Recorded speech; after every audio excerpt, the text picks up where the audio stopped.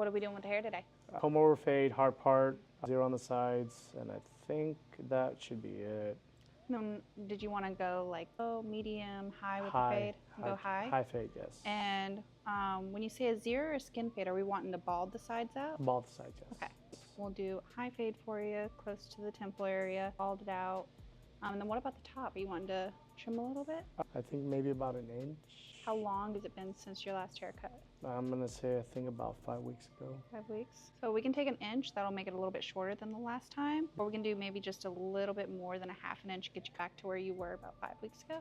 We can do that. Does that sound good? Yeah, I think that'll be better. And then we're doing the hard part over on this side? Yes. So with the haircut, we started with the 2. We're taking that all the way around, trying to get some of these little long pieces cut out, but we'll go through with scissors and try and fine tooth them in. Using my Style Crafters Instinct clippers. I'm just really trying to cut most of the bulk out of the hair right now. And then we're gonna go in and get it real short and get it prepped for hitting it with the electric shaver. Bald out the sides. My favorite question to ask a new client is, have they met any famous people? I feel like it's a great opener. It's kind of a very niche opening question, I guess. Someone that's in sports, then I know that that'll be a good topic to talk about in the rest of the haircut. But I also just find it really fascinating because it could be someone completely and totally random, and unfortunately I don't always know who they are talking about, but sometimes it's just really cool. Have you ever met anyone famous? I've met a few. Batista. You've seen him in many movies, plenty of movies. Give me a roll. This one's an easy one. Guardians of the Galaxy. I've definitely seen the movie. But The guy with the blades, he's bald, he's Drogo or whatever his name is. I think so, yeah. The one where he makes fun of Quail and the raccoon. You've seen the movie, right? It's been a while, but yes, I have seen it. Okay. There's there's that tree, and then the raccoon Rocket. Rocket, yeah. And then Quail, the lead actor. He's got his love interest. That's and the then, girl that's green. And then there's the guy who looks kind of greenish, like this big muscle dude with the blades. Mm-hmm. That's Batista. So, yes. I know you've seen Army of the Dead from Netflix. I don't know, maybe? No, I haven't seen that one. He's had so many movies. Anyways, I met him, and this was when he was a pro wrestler with WWE. I waited like maybe 3 hours after the event ended. Oh, really? Yeah. And he was doing meet and greets, or? Well, yeah, after the event's over, they're in the locker room, just getting dressed, showered up, eating, whatever they do. And you're going to have to wait anywhere between an hour and a half to 3 hours. But he finally came out. He's obviously tired, banged up. I'll tell you this. He is a mammoth of a dude. Really? He is about 6'7". At the time, he was weighing like 295 pounds of muscle. That guy, his hand size was maybe 4 times my hands. He hell of a dude. He started pro wrestling before he started acting. Obviously he's retired. I think he's been retired for 7 years now, but all he does now is movies. So that's one of the many celebrities I've met. The other one's Pitbull. You know Pitbull, right? I know Pitbull. He bought us shots for my brother-in-law's wedding. It was one of those weddings at Miami South Beach. Okay. He goes there. He was there when my brother-in-law was getting married. And, he had this private little event. Now, the thing is, Pitbull has history with my brother-in-law. This was when Pitbull was he was still in high schools and all those gyms in Miami. So, at one point or another, my brother kind of in that scene a little bit and knew each other. And Pitbull noticed that my brother was getting married. He came over, congratulated him. He introduced himself, took pictures with us, bought us a round of tequila. Oh, he was a gentleman. Yeah. This was after he had hit fame because your brother-in-law just knew. Oh, yeah. This was when he's already peak of his career. It was one of those cats where man, if you can find him, great. And because he and my brother-in-law had history years before he became famous, Pitbull remembered him. And just says, "Oh, hey, what's up, man? You getting married?" And man, it was just by sheer coincidence that I was there and just wanted to buy a round of drinks for everyone on his tab. What are the odds? I know. Tom Skerritt, the guy from Aliens. I haven't seen the films. Okay, done the original. No. I mean, I feel like an oldie. So, anyways, No, I ran into him by accident over in Seattle. Yeah, so we were going to the in Seattle, at a reservation in the tower, the very top. And I'm passing through, and I noticed somebody passed through. I was like, huh. In the corner of my eye, but I didn't really pay attention to them. My sister-in-law goes, "Wait a minute, isn't he?" And I looked over, I'm like, "Holy crap, that's Tom." It's gonna hit. Now that we've got it all taken down real short, I went through with my 0, and then I just hit it with my trimmer behind the ears real good. And then we're gonna go in with the electric shaver and just bald the sides out. Yeah, I think RJ Miller. You know who that is, right? Oh, okay. I'm throwing out names, but comedian was at an art gallery in Tampa. And oh my god, I forgot the artist's name. He's a Spanish artist. I'm kind of my own business, and I see this dude comes out. I'm like, God, that's RJ Miller. And so we found out that he was doing a comedy show in Tampa that same night. Came up to him, saying, "Can I get a picture?" He was like, ignored her, but he did that not to like have it like out. And he whispered to her, "Give me your phone." What? And she grabbed the phone, took a like under the table picture. And then, like, no one would, like, find out. That's smart. And he was still, like, enough to give her the picture, even though you gotta keep it low profile. Yeah, some celebrities keep it low profile. But just trying to have a good time, too. Want to interrupt them when they're doing their thing. How about you? Any celebrities? I've met a few. Met Chris D'Elia. He's a comedian as well. Ah. Are you familiar? Yeah, I've heard. We had went to a show out in New Orleans. And, we were at the bars afterwards, and... See, that's the problem, is I feel like I would have been so close to so many celebrities, but, like, recognizing it is, like, hard for me. Right. But, like, I looked over, and I think it was more because he had, like, a bit of an entourage with him, and I was like, I'm pretty sure that's him. And then I looked down at his shoes, and it was the same shoes he was just wearing, so I was like, that's definitely him. Wow. And my group and I went over and took a picture with him, and he was chill. Oh, that's nice. Doing his own thing. That is cool. I met a girl named Gabby Butler. She was a cheerleader. Yeah. Like, pretty famous. She was on that cheer show on Netflix. But I met her when she was really young. Yeah. I cut... Do you remember a band called the Spin Doctors? They're a little bit older. Sounds familiar. They had...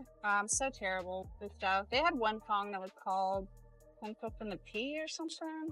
I'm gonna have to, like, watch on YouTube to get, like, a refresher.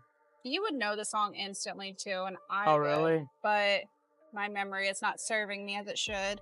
It's all good. Anyways, he came in for a haircut. He was doing one of the... When they were doing, like Jacksonville, like, hosting music downtown. Oh, they were doing, like, one each Thursday in the month of April or something. Right. But he came in for a haircut, and it was cool. Same old, like, hey, what's going on, man? What are we doing today? And that's awesome. Went into town. He's like, oh, I had no idea who he was. Honestly.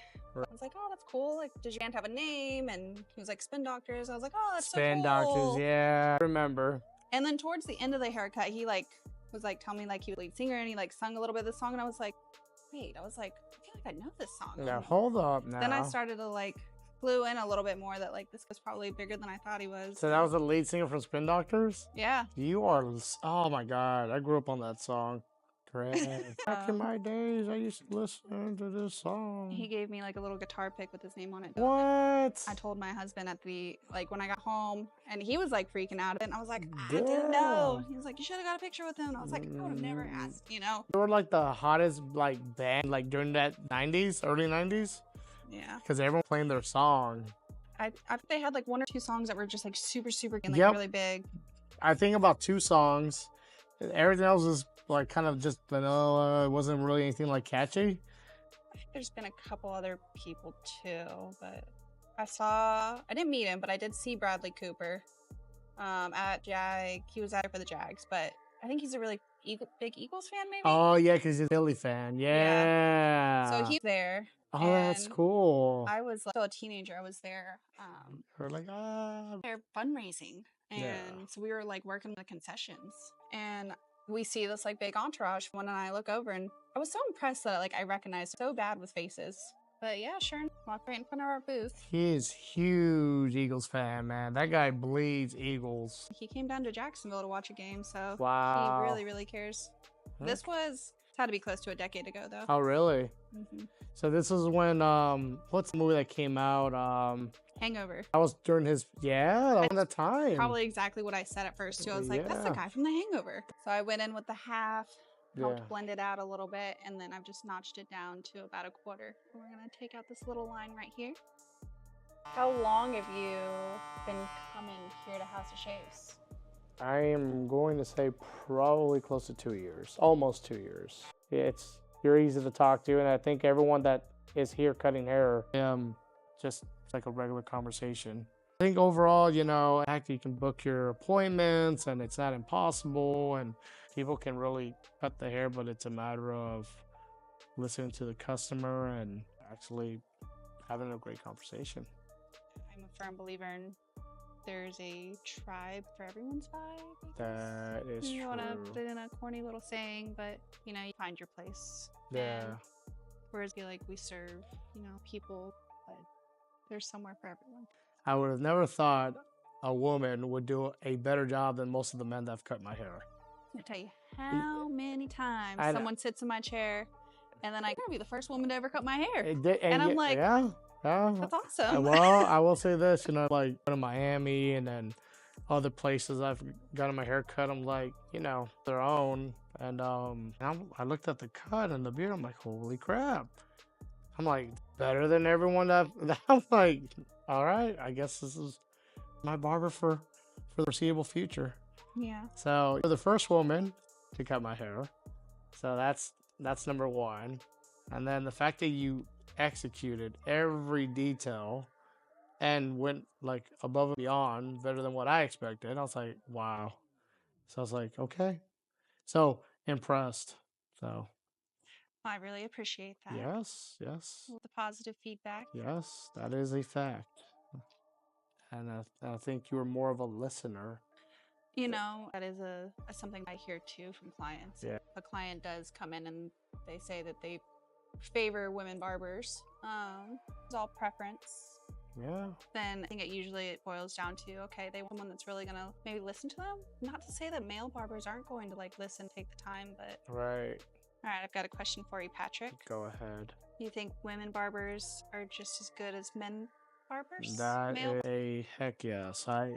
For sure. I mean, I think where I'm calling the issue is, you know, male population don't come across that many women, and they're like circles, and find the few that do cut, and they can cut like, if not better, yeah, you know. I really understand why there's like a stereotype. You think this was a predominantly male-run industry, like in the past, maybe even still, but just as equally qualified. Oh yeah, definitely. I think it, you know, doesn't really matter. It just matters on your skill set and like who you are too. Yeah, I call it if I knew much about your work, or I don't know if you had an Instagram at the time. Maybe. Well, I definitely had one, but I don't know if that's what brought you in here to see me. Yeah, I think it said picked any barber at the time. I didn't know who could do what, and yeah, it was a show that never judge a book by its cover, and judge it based on their quality of work. Yeah, it's actually something that we improved on since you started coming here. Is I don't know if you looked at the website recently, but on our profiles we do have like a bit of a bio that just kind of what our, I don't know if it's what our favorite things to do are, or like what specialties lie. They wanted people to see, so yeah, it's your favorite things. Oh yeah. Yeah, a lot of your posts on not posts, but the House of Shaves on Instagram. So a lot of good work coming out of that account. Go ahead and check it out. You know what you think. Let me know if you see anything, you want to change anything. I always forget to look in the back. That one looks great. Oh yeah, yeah, it's great. Nailed it. Thank you. Is a straight razor shave on the back of the neck gonna be okay? Yes, please. All right, so we just finished up with Patrick's fade. We did high bald fade for him. Etched in a nice little hard part. Took a little bit off the top. Just to get him back to the length he likes it. And now we're going to do the straight razor shave on the back of the neck. It gets you so good. Hopefully the Jags kill it this season like we all have a hope they will. Decent season. I think they're playing the Dolphins Sunday, I think. Is it their first game? Yeah, it's their first game. They're down there too. Yeah, that's what's at. So we'll see what they got. They win all their preseason games, but also won all their preseason games last season, and we all saw how that ended. We saw how that unraveled. So can't really. You gotta take that with a grain of salt. Oh yeah, but I think they did enough to kind of for this season. I think so too. Yeah, I think it can be any worse than last season. And if it is, then heads are gonna roll for sure. So we'll see. People are gonna be a lot more upset about that new stadium if they don't do well. Well, gotta prove, right? Or I can't. I don't know if it's official or not. They go back and forth on it so often. Right. Yeah, I'd love to see it. I just want to see them do good too. Yeah. I used to live in Seattle, and I moved here in 2012, which was, I believe it was the year that they, or maybe it was like the fall after I'd moved, was their like first Rule win. And I just remember all the hype and stuff, like, of course, from Facebook, because I didn't live there anymore. Oh. I'm so jealous. Like, yeah, dang. they are pretty close. They went 2 years back to back, but they lost the second season, I believe. I know Patriots, knocked them out of the AFC. Yeah. They started in what, like 94? History serves me right. Jaguars? Jaguars. I think they were like maybe it's in 93, but their first season was like 94. Something like that. Yeah. Well, done most of the work on the beard, but we got to straight razor the beard still. And I'm going to fade it in a little bit more.